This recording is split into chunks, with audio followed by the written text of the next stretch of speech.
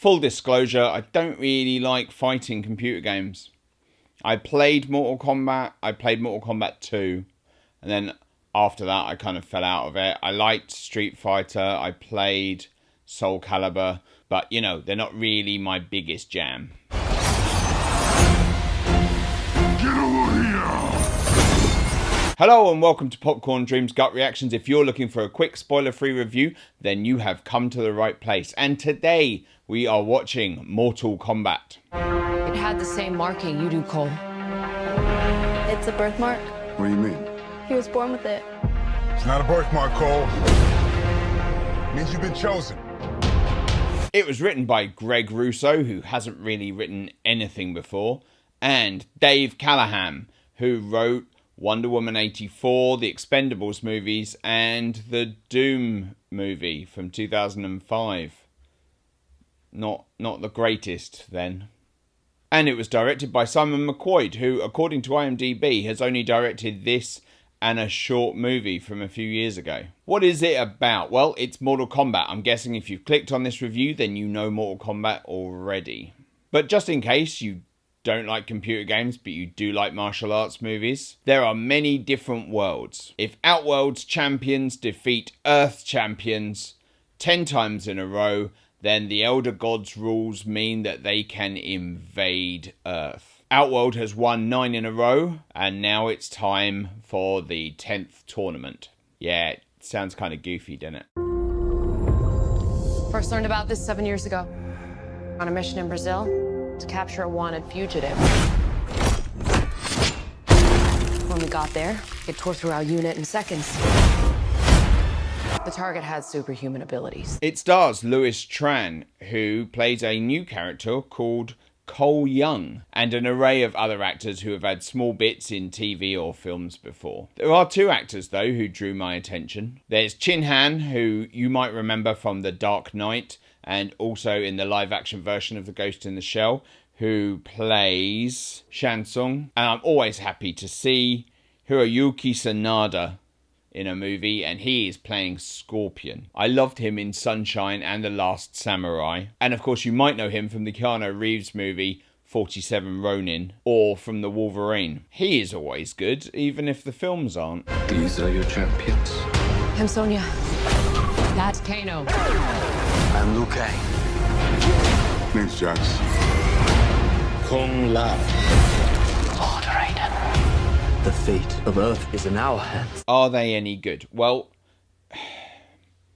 it's a computer game adaptation and it's a martial arts movie. Does it really matter?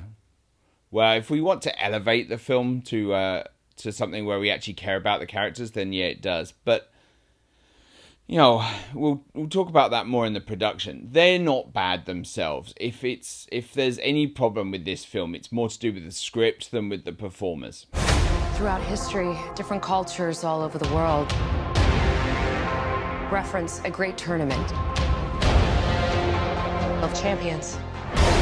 What about the production? Everything visual about the production is excellent. The sets are great and the costumes look like the characters from the games without being unnecessarily goofy or over the top. The fights are great in that they vary in style and that they do try to tell a story rather than it just being 2 people punching each other. Well, at least some of the fights do. Others are shot too close and you can't really see what's going on. There's a fair amount of shaky cam in some situations. And in other times, it just feels all a bit rushed. It feels like some of the actors were more proficient than others, and then the camera work had to kind of hide the deficiencies of some of them. It particularly stands out because of how good the Scorpion and Sub-Zero fights are. Certainly right at the beginning and also at the end. Even though at the end, actually, it's quite a claustrophobic set that they're fighting on, it still works very well and you can still really see what's going on.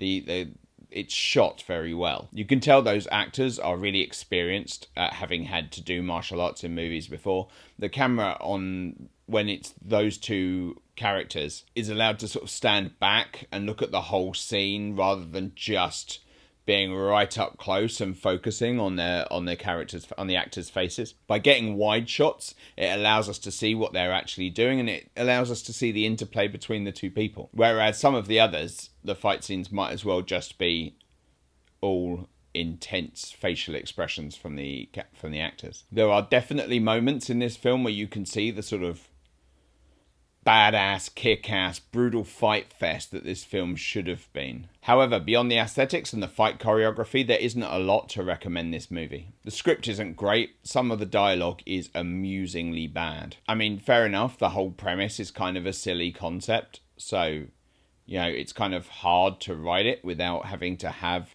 some of your characters say some very silly dialogue. But still, in truth, the idea works better as a two-line setup for a fighting game. It doesn't work so well as the foundation of a movie. To be fair to them though, the dialogue isn't so bad that it annoyed me.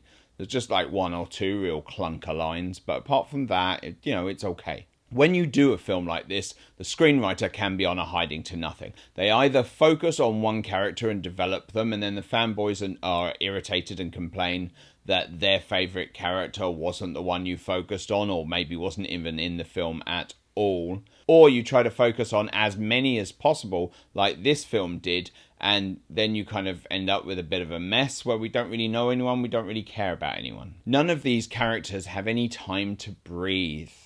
All of the scenes are sort of rushed through and they're over in a few seconds and we're on to the next thing, which is fine sometimes in an action movie, but again, it's fine in something like, say, John Wick, where the character development, we only have to worry about John. We only care about John Wick.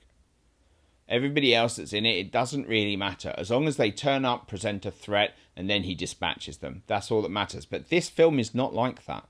This film, you've got to have that interplay of the two fighters. You've got all the fighters that are in the tournament, not just the two that are fighting on the screen at the moment. Or you focus on one person's journey through it, and then we're back to the same problems that I said before about writing a script for a film like this. Some of the fights are great, some are not, but throughout it all, we don't really have the heart to go with it, except for Scorpion, which is weird, because Sanada's role as Scorpion is basically a cameo. We spend 15 to 20 minutes with him at the beginning, and then he's gone until the end of the film. Kano as a character is a standout, which is odd to me, because I remember when I played the games, he was one of those characters I just didn't care about at all. But Josh Lawson is having so much fun chewing the scenery and just being the biggest asshole that he can be. It's hard not to love him. I kind of, I cared more about him than I did for most of the other characters. But apart from Scorpion, Kano, Sub-Zero, I guess, possibly the new character, but he's kind of bland, so you don't really care about him. Apart from that, it's just bland cliche characters that you've got to know the games in order to care about them at all. And that's fine if you just want fans of the game to turn up, but surely they want to make more money than that. Surely they want it to have a broader appeal. Visually it looks like they've pumped money into it, so they must be going for a wider audience than just fans of the game. Oh, and in my opinion, Goro, who visually should be so awesome, as a character, totally wasted in this film. Another part of the problem with the script is the pacing. We have a long setup to the Scorpion Sub-Zero storyline, and then we're into the modern day, and we're meeting our new character, who I'm sitting there at the time. I hadn't done any research for the film beforehand. I like to go into the cinema completely blank, if I can, not knowing anything about it, so I can just judge it based on what I see. But I'm sitting there and I'm like, I don't remember him from the computer games. Is he like a newer guy? And it's only afterwards that I came out and I looked for it. But we didn't really get anything apart from the sort of very basic sort of notes. Oh, family's in danger. Oh, he has to go off. Why is he going off to find someone he doesn't even know? What's he doing? Why is any of this happening? Why is he being attacked? It's, it's explained why they're attacking people, but when it's explained to you, your response in the audience is just like, oh, okay, yeah, fine, okay, good. You don't really care. It's just people doing cool moves at each other, and only some of those are actually any good to watch. We also have a lot of setup And then when the tournament arrives, it's kind of a blink and you miss it kind of moment. In fact, I don't think they actually technically did have the tournament. There were definitely some fights between the Outworlders and the Earth people. But was that just because they wanted to attack? Or is it actually the tournament? You're not quite sure. Literally, the tournament part feels like a 5-minute montage. It tries to solve this problem of having too much to do and too many characters by having this sort of personal vendetta storyline, but I don't know why Sub-Zero wants to kill all of Scorpion's clan. I don't know, and really, I don't particularly care. The charisma of those actors is what carries that, and Scorpion's sort of backstory kind of carries that, but I don't know why Sub-Zero hates Scorpion and is his like clan. Not really. Having that more personal slant to the story kind of works, but I didn't find it the most satisfying experience story-wise. I will say though, it was kind of cool seeing some of the finishing moves done in like full category 3 in Hong Kong. I guess that's rated R in America. Or an 18 in England. I don't know what the ratings are over there yet, but it was kind of cool to see these kind of like bloody, brutal finishing moves fairly faithfully recreated on the screen.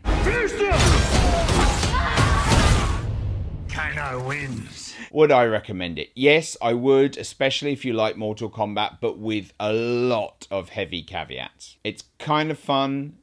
It feels a little rushed. You don't really care about anyone, and some of the fights are kind of entertaining. In that way, it feels more like a good first 2 episodes of a 10-part streaming series. And considering how this is working and how the world is at the moment, I feel like Warner Brothers and HBO should have got together and been like, hey, you know what? Let's take this film and let's stretch not just this film, but add some more to it over 10 episodes, 10-hour-long episodes, and then we'd have more time to interact with the characters, we'd care more about the world, and the whole thing would be more satisfying.